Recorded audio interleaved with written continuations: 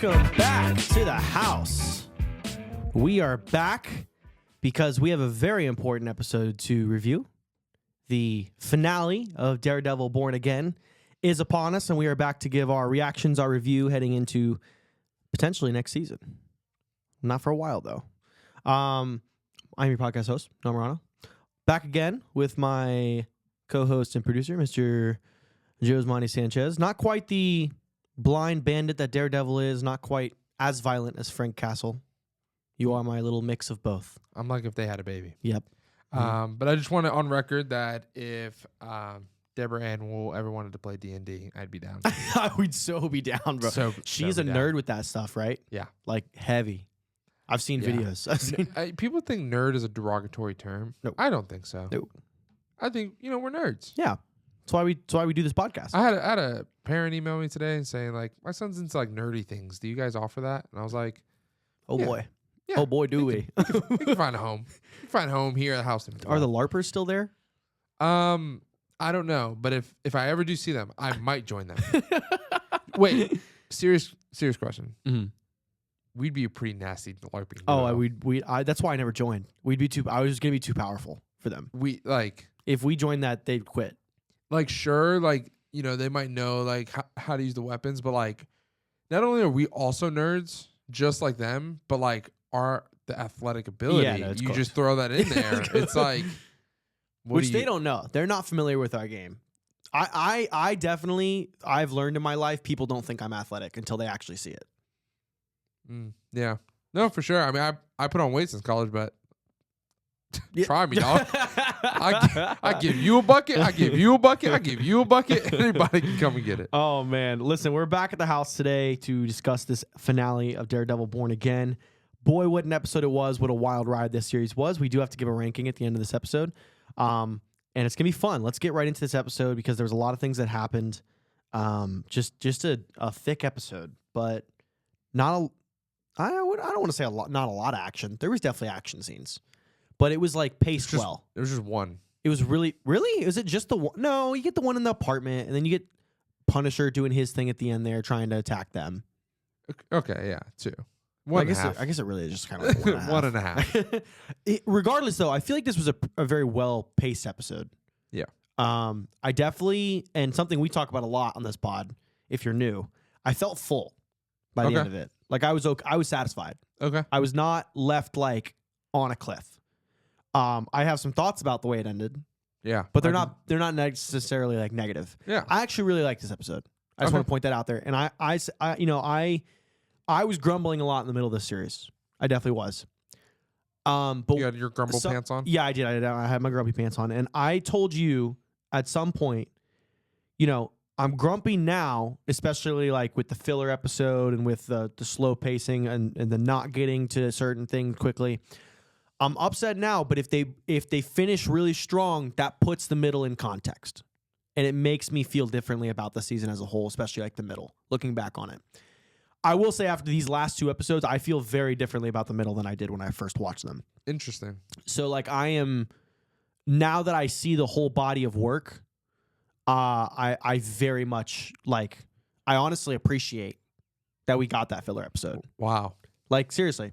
Wow. I think it was I would not say it was just a fun. I'm not gonna go as far as everybody was meat riding the episode on social medias, but like now looking back on that episode, I'm just like, no, that actually kind of like works in the season context as a whole.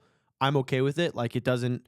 I don't think it took away. I think it was just honestly because what were we worried about? We were worried there's not enough time to throw in a filler episode in there.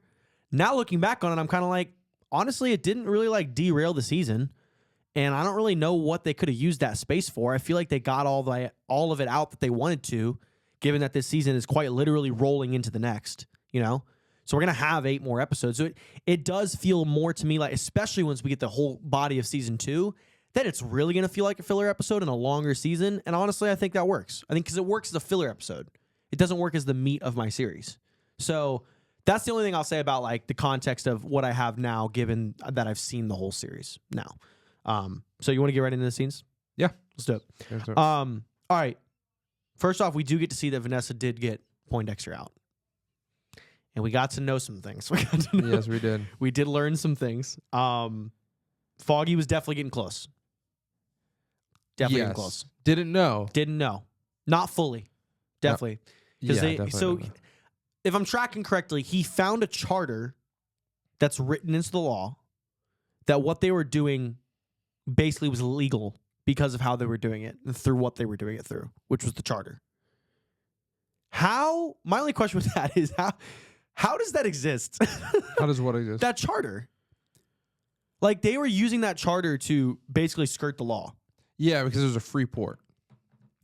But, like, how has that charter not been, like, walked back in the legal system, has not been overturned in the legal system, overrun? I don't get that. Based off what they said, it couldn't. It was totally, okay. It was, like, they said something back in 18-something. Yeah. It was, like, a free port, and, like, they can't touch it. Because golly, that's a loophole. No, it is. That's a big loophole. But that is exactly why Kingpin has got his hand in it. Yeah. And man, the arc of Kingpin over just this episode, let alone the series. Yeah. Really cool. We'll get into that soon. But I want to stay on that scene. Yeah, let's stay on the scene. When Vanessa was talking with Point One, I watched it and then I rewatched it. Man, just like sad. Like, it's such a sad scene. Like, it was. He's clearly not in his right state of mind. He's clearly still healing. He looks like he's in like a physical therapy place. No, it looked like his mind was broken. Yeah, because of these pills. Yeah, like he wasn't making a cognitive decision. Like, he was so out of it. She was manipulating him, using him like a dog, to like do her bidding, and it just was like there were stipulations and manipulation, and it was just like taking advantage of a man who does have a particular skill set, of course, that is valuable, but the person is like broken. You know what I mean? Just like Fisk did in season 3. Yeah. Fisk did quite literally the same thing. He removed all the anchors that he had in his life and then became his anchor and manipulated him into thinking he had what was best for him. It's like the more time I spend with this character, the more I just like feel bad for him. Yeah. Like, I'm just like, man, that sucks, bro. We also just need more of him. Like, I agree. I know a lot of the talk has been he is like this top 10 villain. Which, we have our opinions about that. We don't think that. But the more and more time we get with him, I'm not saying it's not a potential. Because right now, the groundwork is solid. Like, and the stakes are solid. Because he's not, like, he killed Foggy. Allegedly. Yeah. But he killed Foggy so far, as we know. Like, that's a major character. So he's a threat. We've seen several times, Daredevil struggles with this guy, severely. So... and we did end the season. He's free. 1,000%. You know what I mean? He's somewhere. So he's in the wind. Have you not seen the set photos from that got released? Mm-mm. There were some set photos with him in season 2. So we'll be getting him. Yeah, that's back. good. I mean, we definitely like the cards are on the table for him. So I'm excited about that. But just like classic manipulation. She was like, that's terrible. She had me convinced. Like, I was watching, I was like, oh, you like actually like feel bad for him.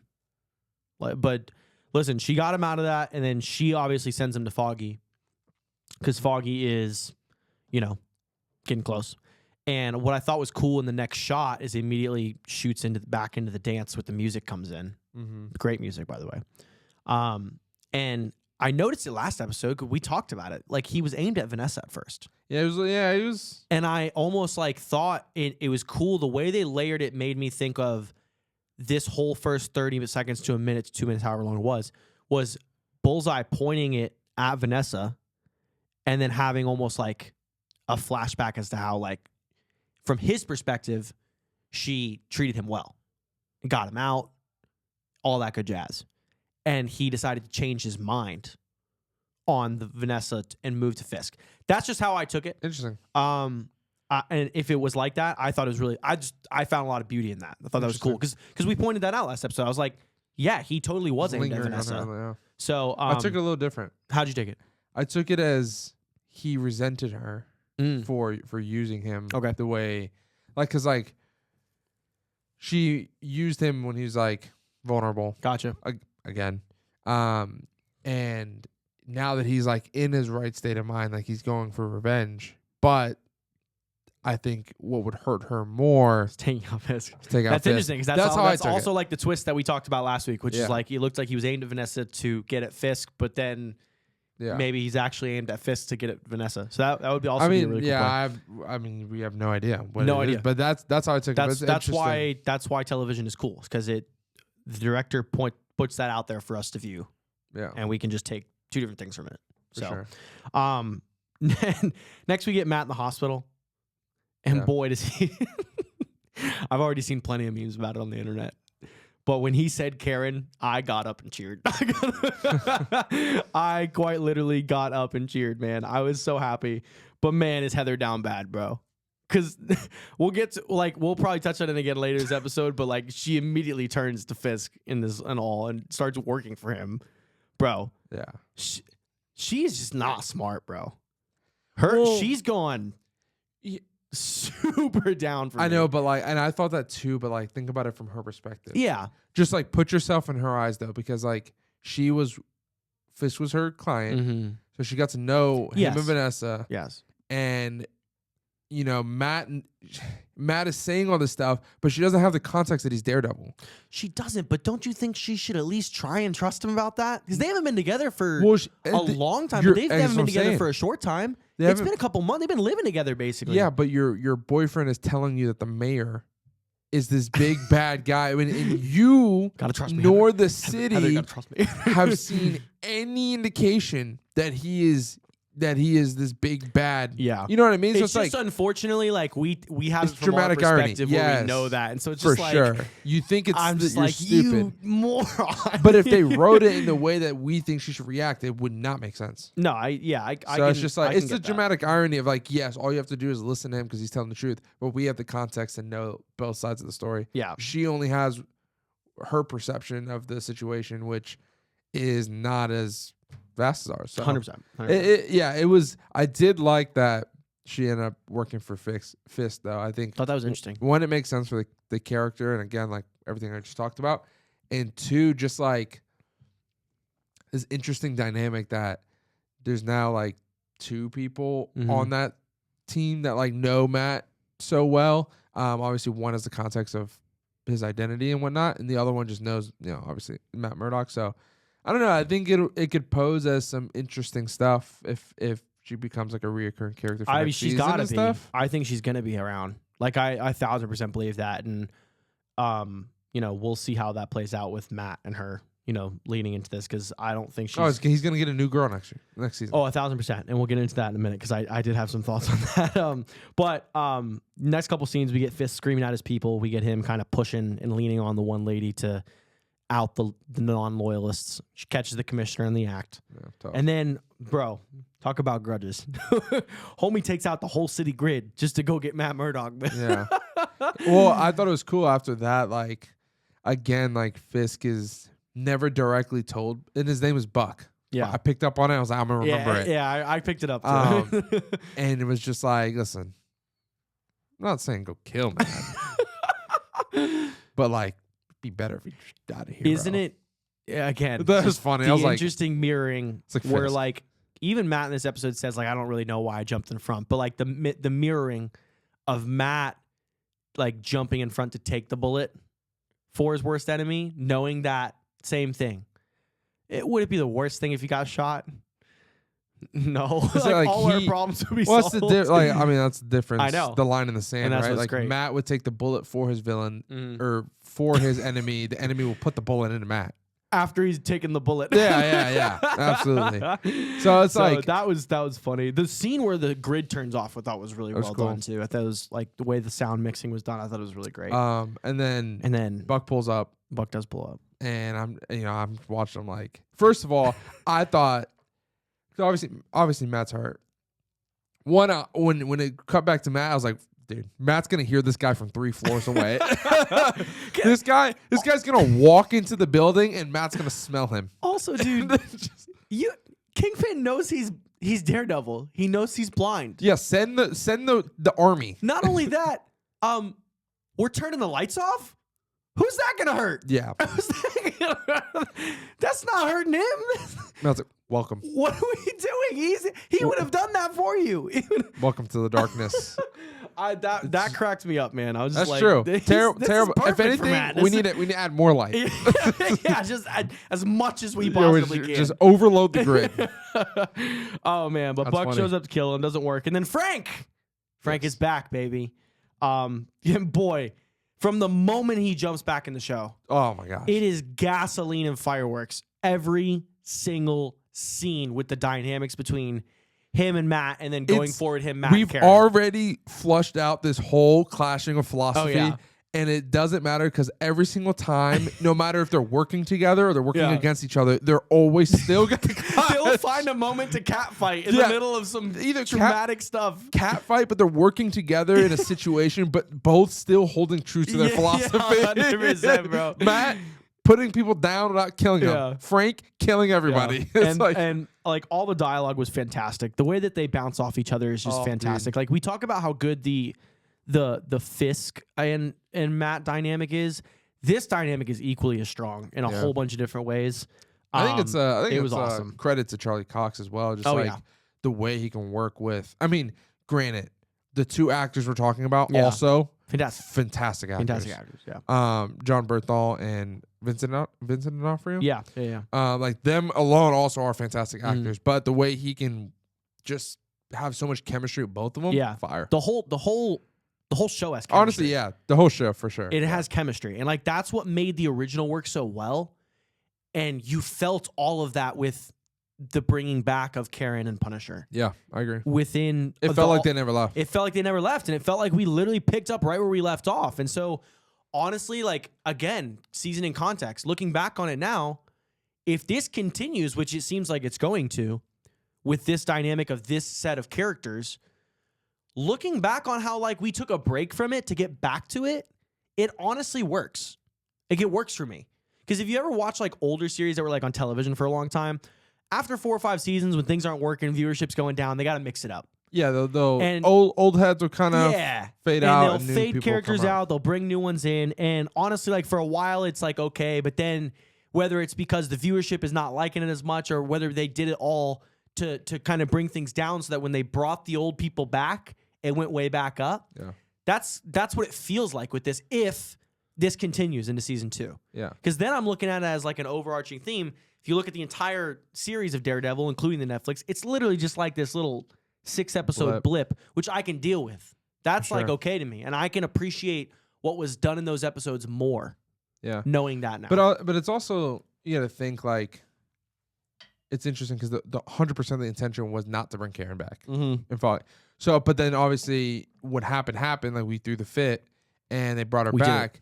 And now season 2, she's probably, she is now written back into the story. 1,000%. And she's not leaving. And we did that. Thank you. We did that. The fans. Fair. Just good job. Listen, Sonic, win.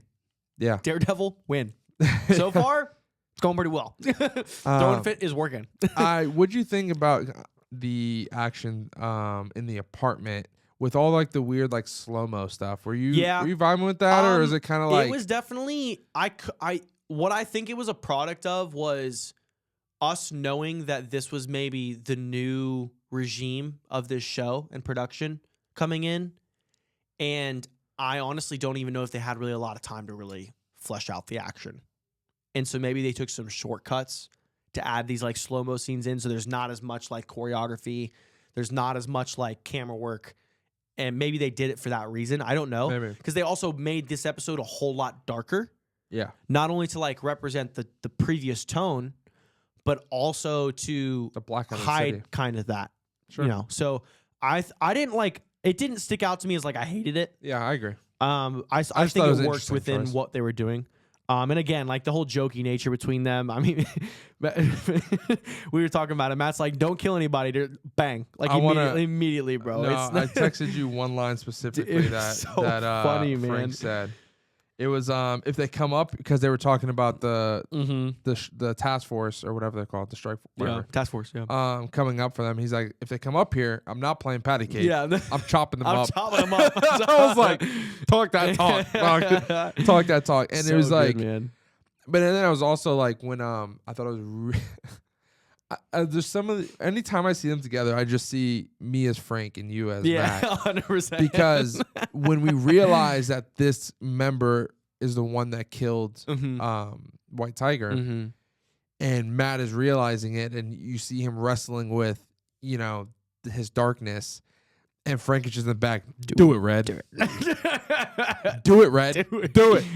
He's kill right him. there. He's right. Do it. And it's like, and he's like, no, you know, and then like Matt's like convincing himself, like, no, it's not worth it. It's not worth it. And then, but he pulls out his gun and he goes, no, I don't want it. I don't want it this way. He goes, oh, so that's what you do now? You just jump in front of your brother. What about this guy? Is he worth it? Bang!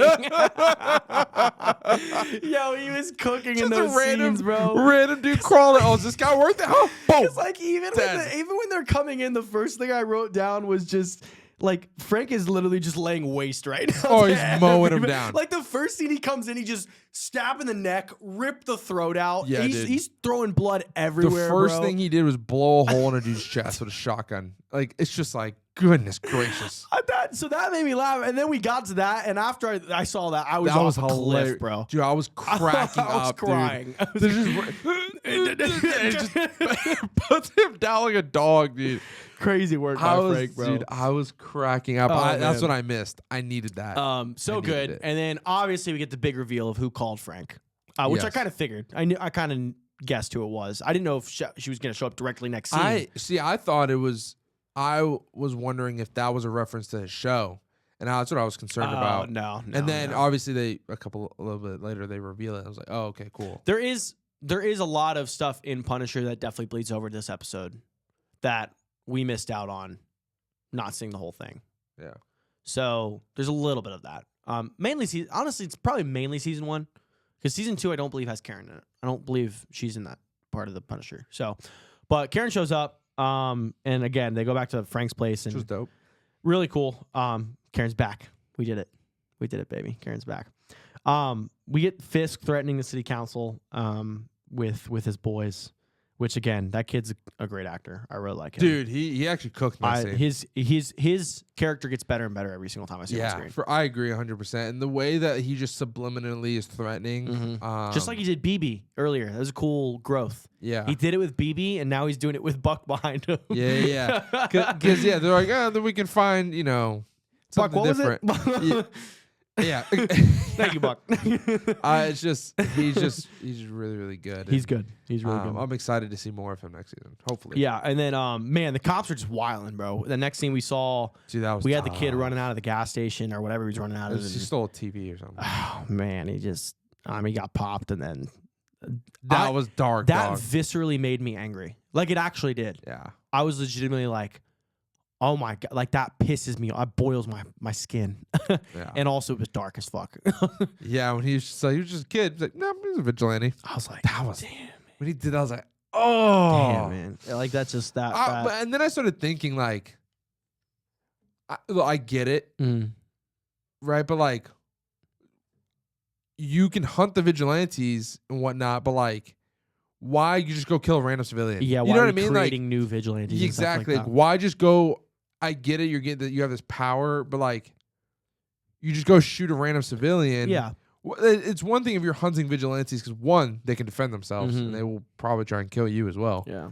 But like just some random, you know what I mean? Yeah. And especially because he like surrendered, that's what just made it worse. Well, unfortunately, it just it's like just to reflect the extremist nature that like even like any movie you watch about like racism, there's always like a character like that. This is this was definitely just a mirror of some political tension that our country has had over the last for sure ever so many years. It's like this is kind of one of those like I mean that's a lot of people on Twitter are talking about. Yeah, for sure. Talking about them for sure. Totally understand. But New York was rioting. Yeah, well that's it's a blackout. That made sense to me. Yeah, but blackouts incite that kind of just absolute chaos. Yeah, but I saw this funny thing on Twitter. I did see that. It's just like, bro. So where was Spider-Man? The streets are talking, bro. They're saying J. Jonah Jameson was right. Spider-Man was a fraud, bro. So where's Spidey at? They're talking, bro. The streets are not happy. Is he in space? They're not happy right now, man. He's laying low, bro. He's being his friendly neighborhood Spider. But also, this is his neighborhood. Also, can I ask, where the hell is the government in this? Where the hell is the Avengers? of what we know of them right now? They wouldn't show up, but the government. You're telling me if like the country, as it know, the ones that enacted the Sokovia Accords, sword, shield, whatever it is, you're telling me they're not seeing what Fisk is doing, and you're telling me they're okay with it. This wouldn't like call for like an Avengers. You're telling me Sam wouldn't be by this, or Hawkeye even. Hawkeye just dealt with them. Yeah, it's like maybe, but I don't think this is like a call the Avengers. It's not. I'm just saying like this would definitely get attention. This would get attention from like the government. Like I agree. I think someone even like Sam though, because he's like social justice kind of guy. Yeah, but all this is taking place in one night. No, this whole episode is blackout and stuff. Yeah, but what is he supposed? Like, I get he could fly at Mach 3, but like I'm just surprised that nobody's keeping tabs on Fisk. That's all. I just feel like there's some powerful people we've seen in the MCU, and just like they're just really letting Fisk run how he wants. I mean, there are like hoops you got to jump through. Nobody wants to step in and. I mean, who? Like I said, Falcon, man. I mean, sure, but he has to. I mean, again, this all takes place in one night. I mean, well, I'm just saying, you gotta catch a flight. You know, Fisk is this notorious mobster. I mean, does everybody know that? Is that common knowledge? Because remember, he got arrested several times in the limelight. He's been convicted several times in the limelight. He's been several times. He'll say he was wrongfully convicted. So, all right, don't just go saying, don't go slandering his name. The moment he becomes mayor, you don't think like Sam Wilson's like knocking on his door, coming to have a conversation with him, like, hey, buddy, what do we? No, I think I think you're bringing your context. I'm not. I really think he's probably overseas leading something. He just put out a broadcast to the entire city talking about going into martial law and enacting what did he call it exactly? It was an act. It was just an act that allows his cops to keep doing what they're doing. Yes. That alone would bring attention. The next day. This is still all happening in the span of a night. Okay. Sure. If this was a week-long riot thing, yes, 100%, we should probably get involved. Okay. So let's get back to the episode. Frank, Matt, and Karen are all back at Frank's place, and we get some. Matt peeks a little. Know what I mean? How did you feel about seeing that? I don't know necessarily if you learned that or if it surprised you, because you watched the first season of Punisher, right? Do you remember that? What are you talking about? The whole dynamic between Karen, Matt, and Frank in Frank's place, where Matt obviously hears them feeling on each other a little bit. Yeah. Which, by the way, streets are very excited for Punisher and Karen. I love that. Do you? Okay. I love that more. No, I love both of them. See, but this is a good element to the show. A love triangle. I like this element of the love triangle.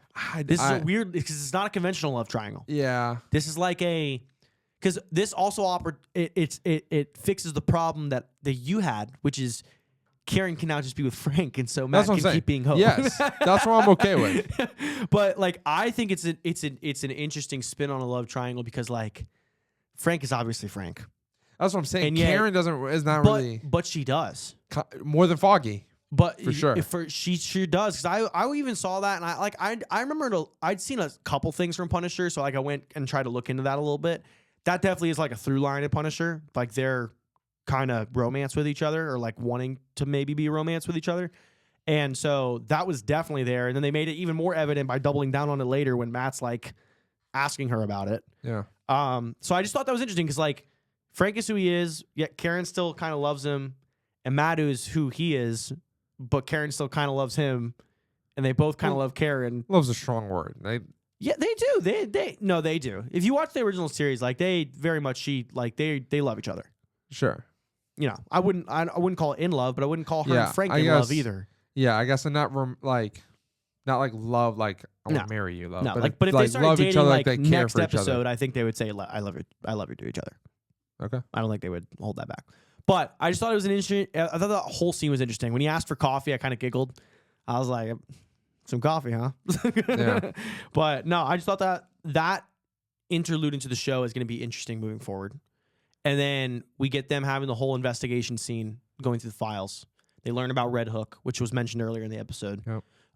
They learn about, well, she learns about the Avogadros at law type thing. And then, they talk about that whole moment that they had. She talks about how, her and Frank had a moment, but also like she admits openly too, like when she saw Matt, she also had a moment. Mm-hmm. So like they left the door open for both sides. That's just what I thought was interesting about it. Sure.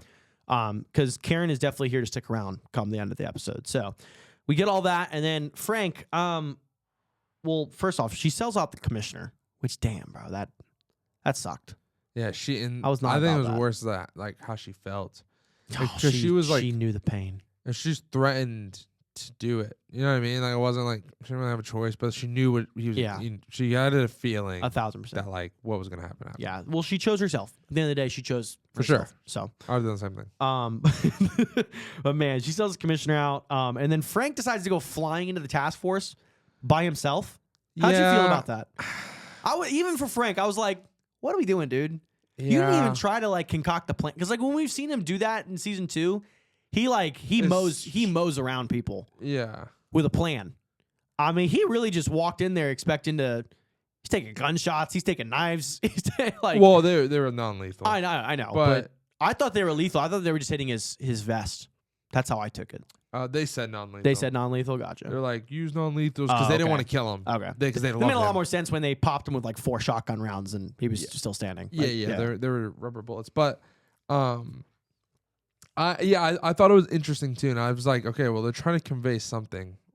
One, he's in a dark place and just doesn't value his life right now. He never really does. He never really does. Yeah. But like, you're going into a situation where it's like, the odds are not great. If you had Double D behind you, different story. I'm thinking a lot differently. You know what I mean? Because like y'all two can mow him down. Yeah. But by yourself, like I don't know what his goal was. I don't know either. I don't know if he was thinking or he just like was ready, like he was okay to die. Yeah. But like fighting for his cause because he doesn't fight for anybody else's cause. No. But and I'm trying to remember throughout the fight when he's mowing down people, they're like non-lethal, but he's lethally shooting these people. He is. There was one with a girl, right? Yes. Did he like stabbed her in the throat? I think so. Yeah. All right. I because my screen was a little dark. Yeah. I couldn't. I saw a girl hitting him. Yes. And then I saw him proceed to kill somebody. I saw him kill somebody. I know what knife scene you're talking about. I don't remember if it was the girl or if it was another guy just on the floor already. Like he was like kind of kneeling up like this. No, it was standing up. Yeah. I'm gonna find it. Yeah, you have to find that one. But God, it was so good though. It was so good. And then they take him and I loved like the whole conversation between him and the task force guy too. Yeah. Where he's just like, "We did this for you." Like he's like, "We did this for you, Frank. Like we're here, man. Like we want you to join us. Yeah. Take your place by our side and lead us." And Frank's response is an all-time response, bro. Like, you think you know me? You think you know my pain? You think you know my pain? You think you know what I go through every day? That was. He's like, y'all are clowns. I'd piss on you. No, he said I wouldn't piss on you. I wouldn't piss on you, if you were on fire, dude. Like all-timer stuff from Frank. Frank's just got nothing but bars. He never is not laying bars down. It's incredible. In the middle of this scene, though, we get probably the craziest scene I've seen in all of Daredevil. And boy, was it a doozy. Update. The girl hit him with a baton, and he just rocked her dead in her face. And then we didn't see her again. So she could be dead. She could be okay. I don't know. She felt that one. Oh, man. So Commissioner gets in the car. I want to start with this part. Commissioner gets in the car, talks with his boy that he recognizes. I thought it was interesting because his boy was like, tough. He recruited me. I didn't have a choice. Yeah. I was like, oh, so this is like gone further now than just the people he originally got. He's now like openly giving cops no choice. Yeah. To get in or die. So we get him led to there, and man, the party they were throwing, the huddle they were having was hysterical. I was like giggling at it. So I was like, this man shows up and they're all just like drinking together, like talking like chums. And he turns around and he's giving this speech and first off, jab to the throat. Ugh. Tough. You ever think about, like, I've seen it countless times, but in shows, like, you ever like think about like how much that would suck? Yeah, it would definitely suck. That would suck. But dude, the next thing that occurred, I mean, It was tough. I literally wrote down "holy fuck" in all caps. Yeah. Dude, he starts squeezing the head. And I was like, holy is he going to pop his entire brain? 2 things. One, I was like, there's just no physical way he could do that. Yes. And I was like, I was literally You're watching this. I was like, I'm going to have a problem. Well, they felt the bones crack too. I was like, that's okay. Yeah, that's fine. Yeah. If he would have just squashed like a melon, I'd have been pissed. Because that's like just, Invincible style. He's not doing that. 2, I get it. You're just punching the throat, and I get it. That would suck. But like, he didn't even try and fight back. So he punched him in the throat, and then he also came up behind him and did like one of these, which he does that a lot. But Sure. listen, he's got some nerve strike training or something. Because I mean, first off, though, I don't really know how much you're going to be able to fight if you get your windpipe cracked like that. Because there's a very real chance right there he like crushed his windpipe. Sure. And if that happens, like he's not. But like no scrapping at all for he's your life. also like he looked like late 50s, 60s. But like I'm talking about Kingpin's nutsack is right there. You couldn't just boom. Yeah. That's what I'm saying. Like if he was like scratching or something, or like scratching his hands, I'd be okay with that. Sure. That's enough. He's trying. But the fact that he just sat, if you watch it, his hands are just like this, and his head is getting squished. Now, I don't know how, because it was a practical effect. Yeah. Right? So it was like at some point you had to put the prosthetic that you do. So maybe like that's what it was, so you couldn't really do all that. I don't know, but I was just a little bit, I was like, come on, bro. The first thing that struck me after I watched it was, I don't know why this thought struck like through my brain, but it was just like the idea of sometimes like when people know I've seen this in like TV shows before, like when somebody knows their beat and they're in a moment where like they're actively like getting killed, and really it's just like pure terror sets in that you just almost like let it happen type deal. And that's like what I felt from him, was that in the moment it was just like he's on like death's doorstep, and it's like I think just the sheer like adrenaline and terror that kind of sets in, you really just like he just kind of froze. Sure. Just like on that doorstep. But I mean, dude, when he like in his hand slips and takes out the jaw, and then he like crushes like half of his caves half his skull. That was practical. I thought that was pretty practical. It was practical. I will say my first initial thought outside of was that looked a little silly. But honestly, it didn't look that bad. It looked pretty good. It didn't look that bad. Because when they do the next camera shot and his jaw is like hanging off, and like he's got all like he's got just like half his face like kind of caved in / hanging down right here. I was just like, oh my God, Disney! Yeah, wow, facts. Wow, Disney! Like that was honestly worse than anything I've seen in the series so far. Because there's the brutal scene of him absolutely decapitating someone with a car door. But you don't see it. But this one, bro, this is a whole nother beast. Like, dude, just that's crazy. He's literally like holding his skull right here. Yeah. He's like holding him up by his skull.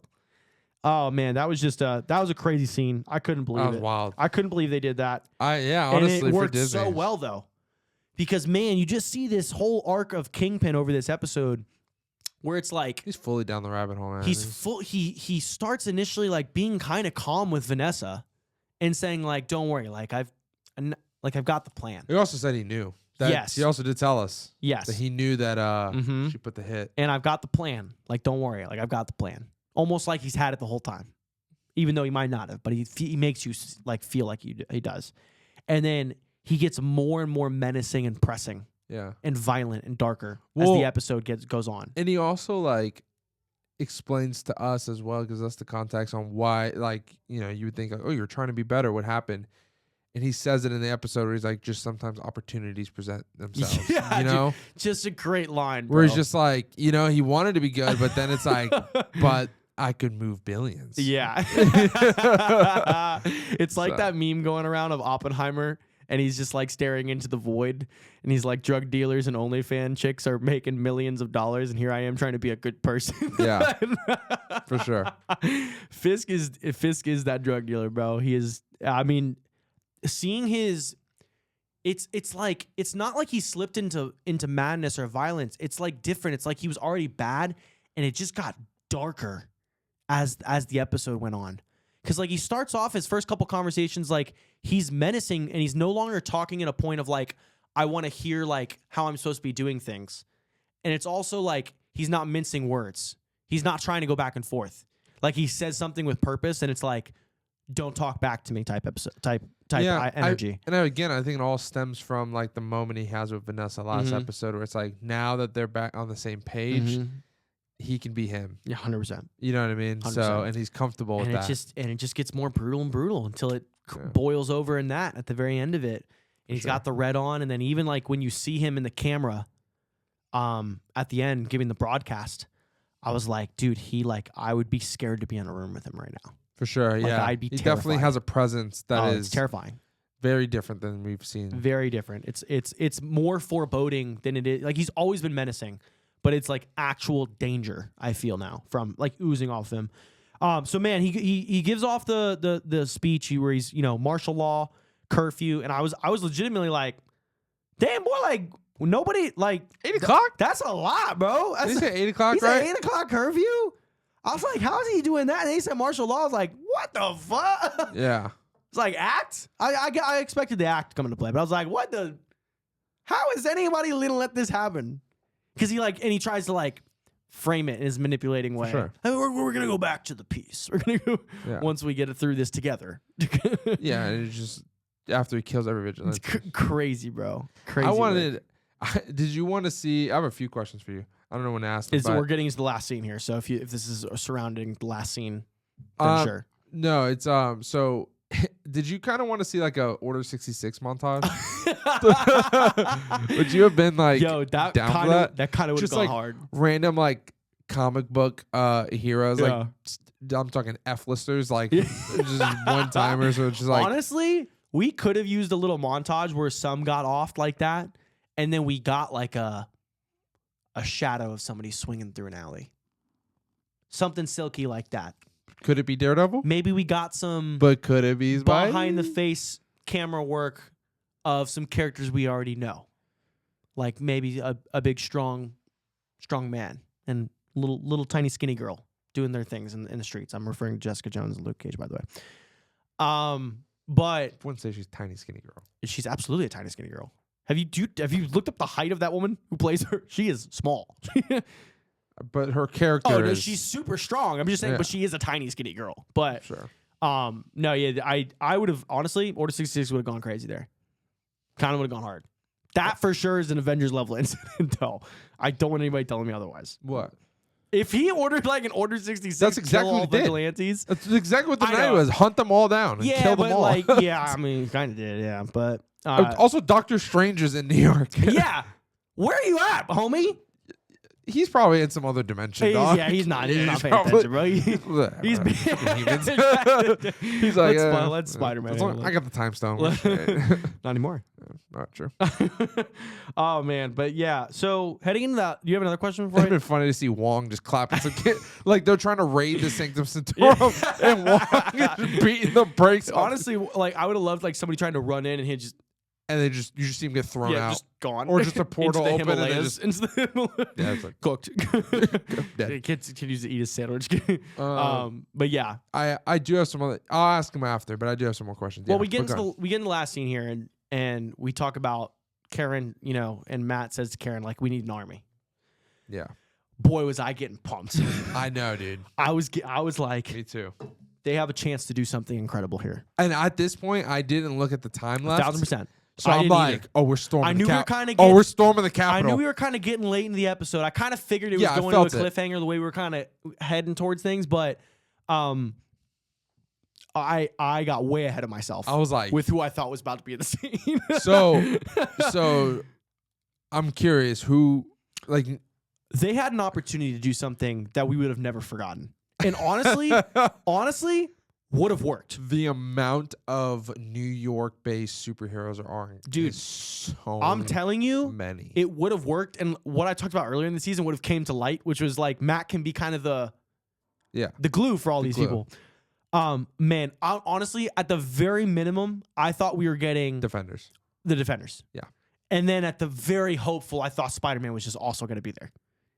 Like, that was just like my big dream. Like, you see the Defenders, Yeah. and then you hear a quippy little line, like, do you guys have any bagels or something? And it's just over, and it's just Tom Holland. But no, you can't have his mask off. It's just Spider-Man. Oh, it has to be Spidey. It's literally just Spider-Man. It has to, in a suit. Yeah, he's just Sit there. I'm just excited to be here with you guys. Hey, let's take back our city. I'm not gonna lie, Joe. I legit thought we were getting that. I was like, this is gonna be the greatest television show we've ever seen. Like, this is gonna be awesome. They could have done like. Would that not have been spectacular? No pun. Or amazing. Or I mean, the internet would have lost its freaking mind. Yeah. But then it's like, yeah, or people were even saying Moon Knight. So many people, bro. Imagine Moon. Now, if we rope in Moon Knight, everybody's fuck it. Bring in Blade, bro. Put him there. If I'll tell you now, Moon Knight is a menace you don't want to be. You don't want Khonshu running. And imagine, no, if they did do Moon Knight, which they definitely wouldn't have. I'm not saying they should. Definitely wouldn't have. But let's just say in a world they do, obviously, like, with his personality disorder, like, just based off like one line, we figure out like who it is. Yeah. Because obviously all three are so different. Yeah. And what if we got the one that we never saw in the show? Never saw. I forget. I think it was like Jake the cab driver or something like that. Yeah. Like if we got like the one that like be Frank Castle out here. I was getting hopeful, bro. Dude, I really was. And then we opened the door and we just got. And leading up to it was so good. We got Cherry. The whole build up to it was so good. So good. The speech and the slow montage and the people talking in the BB report still like kind of we're seeing videos of them again, putting everything into perspective. And then I agree, like walks through the door and it's like but when he put on the helmet, did he put it on before he walked in? Yeah. Okay. No, before he walked out. Yeah. He went. Yeah. Put it on and then walked to the door. I don't know why, but like I was watching on my phone, so maybe I just didn't see it very well. I legit thought he just walked out as Matt. No. And I was like, oh, so he's just telling all these people. No, not at all. So he put the helmet on first. Yeah, he had like a little like, put that on. To say I was like a little disappointed, everybody is. Everybody. At the very least, you need to show us the Defenders, bro. Yeah. Unless you're planning to have a Defender season in between, but you're not. No, they're not. That's what I'm saying. So like, you need to show us What a golden Defenders. Opportunity this would have been to bring them back into the fold. Give me Jessica Jones. It Give me wouldn't Luke have felt Cage. forced. No, not at all. It would have felt completely like it belonged. Give me Danny Rand. Well, people don't like him. They would have had to recast him. But even if you give us a new one right there, great. But like, I was definitely disappointed, and I saw a lot of the memes about it. Like, we're not taking on Fisk with it. Yeah, it's like, what dude freaking got Cherry? And like the one PI that we saw 8 episodes ago. Yeah. Not even PI. She's a hostage negotiator. Yeah, that's who she was. I was trying to figure out who she was. I was like, dang. From the episode 5. Like, that's why we had episode 5. Yeah. That's the only reason we had episode 5 was to bring her in. We had to bring in the PI investigator, baby. That was her moment. That was her solo movie. Before the big Avengers movie. If we didn't have episode 5, we would have no idea who she is. No idea. Who the frick is this lady? But dude, that final shot where it zooms into the Josies and it zooms into the newspapers and it's just him. Pure sex. I'm like, dude, that was just incredible stuff. Like I got hyped. Like even with the room being who was in the room, I was like, oh, yes. We're getting busy. I love this. Because guess what we're getting next season? Probably no Matt Murdock. I hope. Which now you can kind of see. Like, it all, again, helps put the beginning in perspective. We got, like, no Daredevil for, like, 7 episodes of the series. Yeah, but... And now, like, I honestly, I don't even remember. It doesn't even bother me. I know, but, like, season 1, we got no Daredevil. I know. Season 2... Season 1, we didn't get Daredevil, but we got him in a suit doing things the whole season. Sure. And season 2, we did. No, we do. We get it like that's more of like a half. And then season 3, obviously, it's literally just all Daredevil. So, I don't know. It's just... It is what it is. That's what it is. That's what I'm at with this show. So how did you feel about the ending? Did it not get you like pumped to see season 2? I was ready to go. Yeah. I was hyped. I think like I think I just took I think I was a little frustrated at initially, and then like as I've kind of gotten away from watching it, it's like, okay, but like big picture, this is a good season of television. Yeah. It's gonna be so much better when like you get to watch, like if you're watching it for the first time, you get to watch it with season 2 already out. Yeah. Like just to flow into season 2. Sure. Yes. Great. Sure. It's a great finale. It builds up everything So the for season 2. cliffhanger is really what's not doing it for you. Because I guess I don't know why in the world I was expecting any closure. I was, like, maybe I wasn't. So maybe that's why I'm a little like more. I was just expecting us like to thwart the plans, but we just didn't. And we're just gonna milk it out all the way to through the next season. Well, and it's just like, yeah. Okay, sure. In the grand scheme of this is a television show, that would be good. It'd be good. It'd be awesome. Just right now. But just right now, it just kind of sucks. And like, even like the middle, like you said, like the middle of the show, like, I still am like whatever about it. I think the last 2 episodes are really good. It still kind of bothers me that we kind of sat in a low for a little bit. I feel like for no reason. It's like I understand you're telling a multiple season story, but like. Why do we have to have such extended periods of a low? Like, why can't you? I understand you got everything you wanted to say in the 8 episodes with the fillers. It's like, so why couldn't you just write a better story? You know what I mean? Like to have it take up all the room that you had. Again, I do agree though that they probably could have taken those filler episodes and gone like this, and then taken this back half of the season and gone like this. Sure, and literally just like. And maybe that, again, I hate to bring the context of like the production back into it again, but maybe that's really what happened with it, Like maybe if that wasn't the case, maybe if we had the showrunners who finished out the show on it the entire time, we don't get all of those episodes. Because from what we were told about the original vision for this series is that it was like an episode-to-episode like law show. Yeah. And you can see that with the episodes we got in the beginning because like they're doing the case by day type thing. Yeah. So... I agree with you, though. I think, honestly, if it did that, it would take this show to a different ranking for me. To a much higher ranking. Yeah. And I'm already pretty high on the show. Sure. So I think it would take it, honestly, probably to one of, like, the all-tier Disney Plus, like, Marvel shows. Which I already think it's, like, it's close. It's not quite. It's still, like, second tier. Yeah. But I think it's pretty close. I think all in all, it was really good. Once I kind of took, like, okay, they're telling... the story's not over. Like, they need to have the next season. And so as a finale, it is really, really good. Because, I think it does hype you up for season 2. I think it does build this, like, but we have to wait a year. That does suck because a lot of this is done. It's announced March of 2026. It's literally a year. So, like, March of 26, we'll get it. So it's kind of sucks because a lot of this was done. I feel like they definitely could have released. Again, we've talked about this a lot. I feel like, why can't we just have like a summer break? You know what I mean? Like when you watch shows on television a long time ago, it wasn't even a summer break. It was a winter break where literally like they would be going into the Thanksgiving and Christmas. They would stop, have like a mid-season finale, and they would pick it back up in the new year. Why can't we do that with a series like this? I feel like we could have. And we could be getting this show maybe the end of summer rather than literally a whole year. For sure. I don't know. It just kind of sucks, but it's like because me and you have so many shows that we watch, like nerd shows, it not too bad because like we're gonna pick up Andor and we're gonna pick up another the Ironheart show. We have shows that are coming that'll kind of help like fill, and then we won't even notice by the time we get there. And then we'll blank and like, oh, Daredevil season 2 comes out in a couple months. Yeah, that's lit. Yeah, but right now I agree. But right now in the moment it sucks. In the moment it sucks. But that means it's good. It means you felt something that you liked. Yeah, of course I'm gonna miss it. Like, did I hate my time tuning in every week to watch the show? Absolutely not. No. All right. Post-credit scene. Only question I have about it. Why the fuck would you go shake his hand?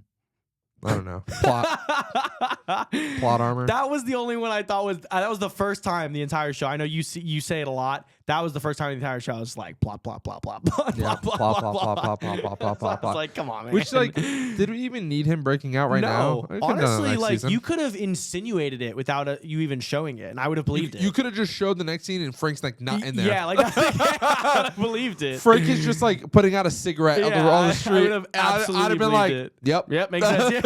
Yep. Can't hold a dog down. Can't hold a dog down, baby. All right, so let's get our ranking of the show. Do you want to go first? Yeah, okay. I have a question. Okay, go ahead. I need to know if I got. Okay. If an op got me. Okay. Are you getting it back in blood, or are you gonna take the moral high ground? What do you think my answer is going to be to this? Take the moral high ground. This is not the fight question. This wouldn't be something where I'd have to. No, this is different. Yeah, this I got. This is not something where I would have to like willingly like, or I'd have to participate even though I didn't want to. This would be something where I don't think I would participate in. So you would just let him. What am I gonna do? You're Daredevil. Like you if are. I'm Daredevil. Yeah, you have the Okay, physical that capability to context is absolutely clap. No, if I'm Daredevil, I'm going after him. But are you killing him? No. And that's where we stand. That's just where we're different. I'm Frank Castle in the heck out of that, dude. Like you said, I'm Daredevil, you're Frank Castle. That's just what it is, man. I just want that on record. That's all. All right. What are you giving this show? I'm gonna give this show an 8.63. I hate you for that. 8.6. You can 8.6. That's fine. You can round down. 8.6. Yeah, I enjoyed it. It didn't hate my time. Good. This is a 9 for me. Cool. It's a 9 for me. In these last 2 episodes, what did it? Sure. I was veering towards like 7, like 6 or 7. And these last 2 episodes really brought it back in a very good way. Like one of the best. Yeah, when you got low, I wasn't that low with you. I was worried. I really was. Yeah, you were really low. I really was. But I was kind of just coasting. Yeah. But that being said, this is probably one of the best, like, the ending wise is up there with like the endings to me for like Loki and WandaVision.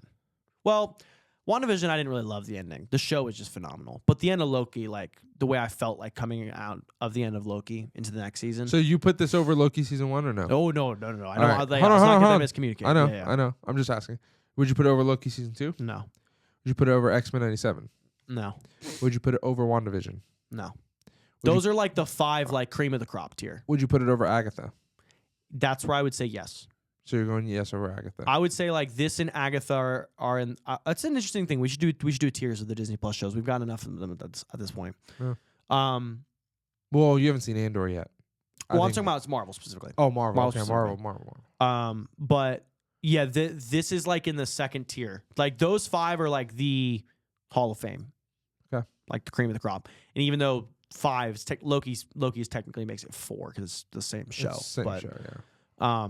I wouldn't put it on that level, but I would put it directly below those levels. Like creeping in or just kind of in that level? Depends on how season 2 goes. Season 2 can bump it up.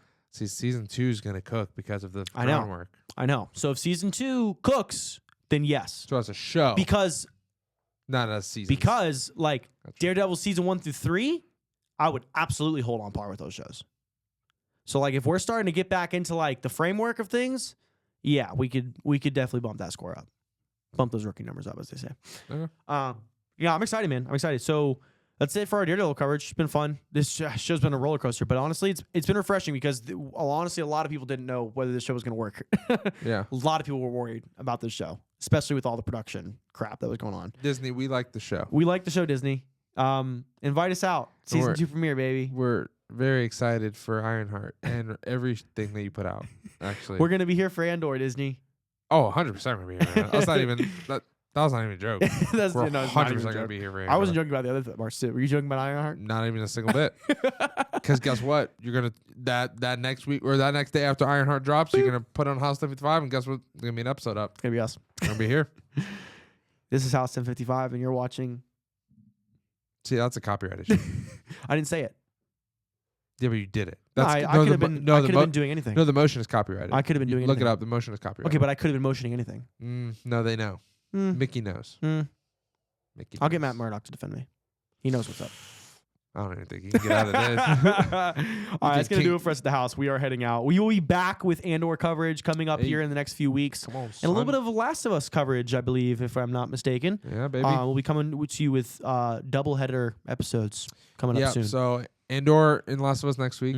For those of you that are interested in sports, we're literally about to film our NBA pod. So tune on. In. Check it out. Go to our sports podcast. We've got NBA playoffs we're going to be talking about, as well as we also just launched a WWE podcast. Yep. So if you're into WWE, got an important NFL free agency episode coming up with the draft as well coming on the horizon. Yep. So here next week. A lot of good things happening. Lots of good things at the house. House is busy. Yeah, we're buzzing. We're buzzing at the house. We don't take any days off. So we will catch you guys next time. Stay tuned. Till then, peace.